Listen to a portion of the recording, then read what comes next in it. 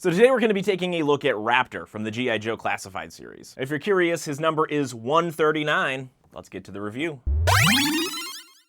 Raptor. He has been fully updated for the G.I. Joe Classified series compared to his Real American Hero version. He comes with a slew of accessories. That's probably the most exciting part about him. To fully understand and maybe appreciate the G.I. Joe Classified series Raptor a little more, you kind of have to understand the original Real American Hero figure. Now, this was a wildly goofy figure. He came with a soft goods cape that was fashioned like wings. He also came with a hawk. And to me, like, the sculpt of the original Real American Hero figure looked like he was kind of an old guy, almost Vulture-like from Spider-Man, depending on whatever continuity we're talking about. But now that we have the classified version of Raptor, this guy, he looks a little more youthful. In fact, he's even got like a cool guy haircut or something like that, where he definitely doesn't retain some of the older qualities of the Real American Hero version, which is good. I like when the G.I. Joe team takes some chances, pushes these characters, especially the ones that kind of have a more oddball, kind of a goofball legacy, into some really cool and interesting directions. And no, he doesn't have a silly cape. He has some really high-tech wings that are amazingly cool. He comes with pistols, he comes with knives, he comes with those claws, like those Wolverine-style claws that all of the ninjas seem to have in G.I. Joe. This is the star of the show, these wings. Immediately what comes to mind when I see these wings is Vulture from Spider-Man Homecoming. It's very technology-based, it's very technology-infused, and there's just a lot of great articulation here. And you can see that these fold up, these bend, you can create shields with his wings. I would assume that this is some bulletproof metal that they're created out of. And it just looks really good. The detailing on the other side, this is like a honeycomb pattern. There's some detailing up here to make it look like air intake or something that makes this guy fly in the air. Now, when you put these two together, you get to see the whole thought behind Raptor. And at this point, I'm probably going to be calling him Falcon a lot because there is a lot of Falcon or Sam Wilson Captain America like DNA here with these wings. We've seen this in the MCU. We've seen this with, really, I guess just the MCU. But now we're seeing it in G.I. Joe Classified. So if I call Raptor Falcon, just know that I'm thinking in my head Falcon. I did it. I just did it right there. I'm thinking in my head Raptor and saying out loud Falcon. But yeah, this is a great look for the figure, but it's not everything that comes with him. You see, the other thing that he comes with is his Falcon hat. This is a very classic inclusion on Raptor. So to see this integrated so well, it bridges the gap between the old figure and the new figure very well, and it's super easy to remove, so if you don't like it, in fact, I kind of like him without this silly Raptor hat. The other piece Raptor comes with is this guy. This is General Ledger. This is his Falcon that can sit on his wrist. One interesting thing about that is, while I'm no expert on falconry, it seems like the placement of the peg on his forearm is backwards, or at least reversed to where it should be. So to get his Falcon on his wrist, you have to rotate the entire forearm like about 180 degrees so that it pegs into the spot where it's supposed to. Here we have it. He does have his little face mask on it, and again, no expert on falconry, but I think it's to calm the bird when they're not actively hunting. So this is, it's a great looking figure, but there are some things that we need to talk about in terms of how it performs, how it articulates, and just some of the design choices and whether or not I feel they work well. When it comes to articulation, I would say Raptor is pretty good. The one thing, and it's kind of a pet peeve when we have flight-based characters, is that his head doesn't go up, like it's stuck. A lot of that has to do with his hairstyle, which looks like the tail of a hawk. A great aesthetic choice, however, we're not granted the ability to move his head up, and I feel like there could have been just maybe a happy medium there. Possibly this didn't extend so far down the neck.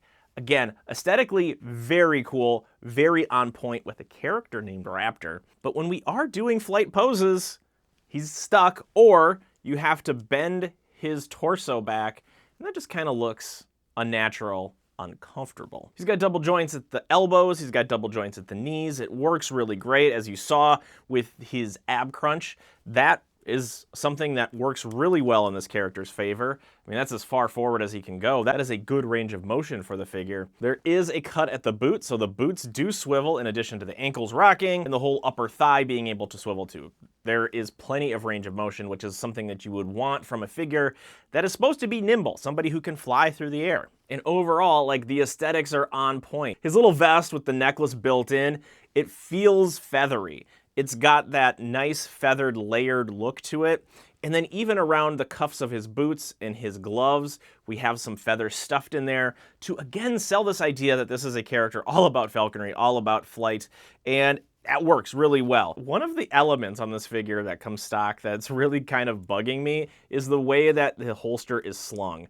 It will continue to drift when you move this character. Now when it's in place and he's static, it looks great, but anytime you move it, the belt will slide up and it'll like mostly be around his upper torso by the time you're done moving the guy. And I think it's worth mentioning again, but the pegs for the Falcon being on the opposite side you would want for like a falconry type pose just feels like possibly a mistake. I don't know, like that just seems strange. I suppose you could hide the peg better there, but you're rotating the whole forearm and just kind of throws off the look just a little bit. But the articulation doesn't stop at the figure. It also is part of the wings. There's a reason why I don't have Raptor attached to this backpack. For this reason alone is that he will continually fall off. It is not a very secure connection. It is just a single backpack peg that goes into the body of the character. Now, that's okay if the peg is drilled deep enough. I don't get a sense that this is. And we've seen different attempts in the G.I. Joe Classified series about backpacks and how they secure to the figure. The one that comes to mind is Metalhead, how he had like 3 points that were attached to the figure. I think we could have possibly seen a double peg system or something else, like maybe Metalhead had, where it would allow a little more secure of a connection. But when we get to the posing of these things, you'll see right away that this is just a lot of fun. This is the standout feature. This is the standout accessory. I love everything about Raptor's backpack wings, and they look just so great.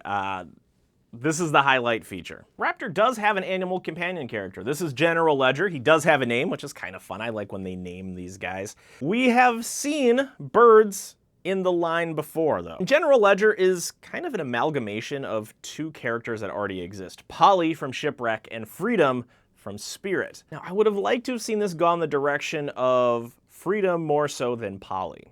So Polly is just a static parrot that sits on Shipwreck. It's more of like a set piece on Shipwreck, but when we have a character who's all about flight, who has articulated wings, it would have been nice to see just a little different situation, having some wings be able to socket in like we saw with Freedom. If Raptor is a falconry expert, it would make sense if General Ledger could be in more of an attack mode. But as it stands, he's just kind of sitting around like a parrot. And honestly, I don't know if I'm going to display Raptor with General Ledger because it doesn't even sit on his wrist all that well. So now we've gone over all of the pieces of Raptor. Let's sum him up. It is an undeniable fact that Raptor looks like an amazingly cool figure, and that when you operate him and the backpack together as one unit, he is probably one of the most standout figures in the G.I. Joe Classified line. However, there are some issues when we have this flight-based character. One, that his neck can't look up. That is one of my biggest pet peeves with flight-type characters, and unfortunately we see that with Raptor. The other thing about the figure is that some of the accessories just don't feel very secure. The little Wolverine claws on his hand don't really fit all that well, the backpack falls off, and his bird, General Ledger, sits kind of awkwardly on his wrist, and doesn't seat all of that well inside of his forearm to get that nice secure connection. That's if you're actively maneuvering the figure quite a bit. If he's just sitting on a shelf like that, you can put him in a really cool pose, provided that you're able to find the center of balance, depending on how the wings are spread, folded, or anything like that. But I think that's one of the trade-offs you have when a character has such large accessories. Aesthetically, Raptor looks amazing, even if you don't have the backpack. Like, let's just say the backpack got lost. It is still a really cool looking character, and the bird helmet or hat, or I don't know what exactly that is a fun throwback to the real American hero version that isn't needed,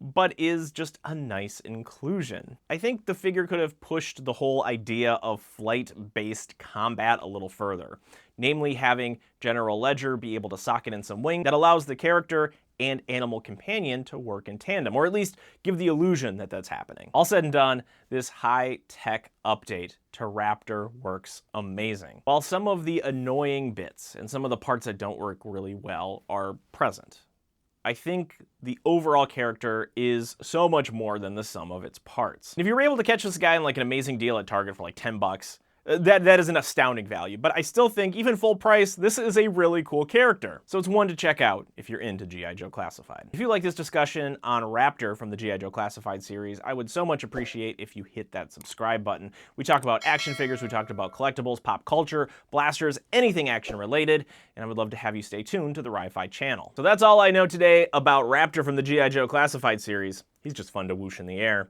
Thank you so much for watching. We'll see you next time.